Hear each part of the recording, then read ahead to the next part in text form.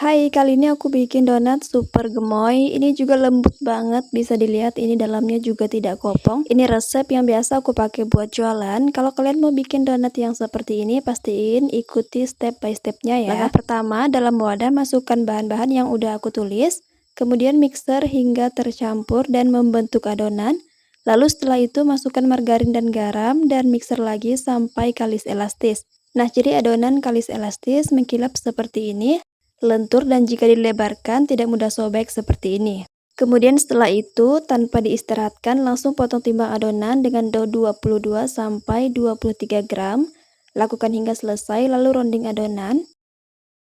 Ini aku kasih tepung bawahnya supaya tidak lengket ketika disimpan di dalam wadah. Nah, jika bagian bawah adonan tidak mulus setelah di-rounding, bisa dicubit-cubit seperti ini. Lalu simpan dalam wadah tertutup supaya tidak kering, diamkan selama 20 menit.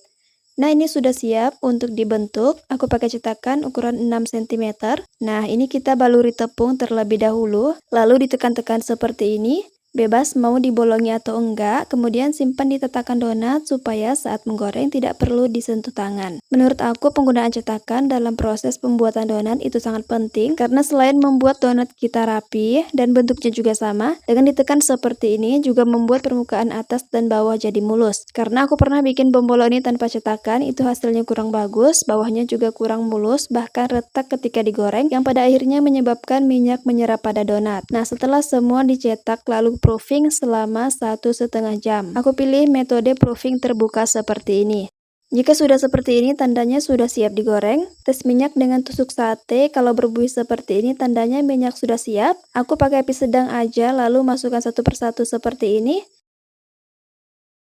Nah, jika dilihat bawahnya sudah menguning, hampir kecoklatan, lalu balik, cukup satu kali balik saja supaya tidak menyerap minyak.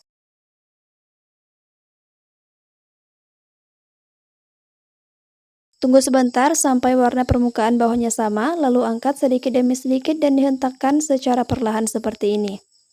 Lalu susun di wadah yang sudah dialasi kertas. Nah, ini bisa dilihat kan hasilnya gemoy, whitingnya juga tidak turun. Kalau ada sedikit penurunan itu biasa, yang penting tidak amblas. Kalau amblas itu berarti overproofing, jadi pada saat bikin lagi, waktu proofingnya bisa dikurangi. Ini bisa dikasih topping sesuai selera, mau pakai glaze atau yang lainnya sesuai selera. Tapi kali ini aku mau bikin donat gula susu. Susunya aku pakai Denko saset, untuk gulanya gula dingin atau gula salju. Kalau untuk perbandingan gula dan susu dikira-kira saja atau sesuai selera masing-masing. Kalau mau lebih banyak gula atau susu bebas. Nah, ini versi ekonomis, satu box seperti ini aku jual 30.000.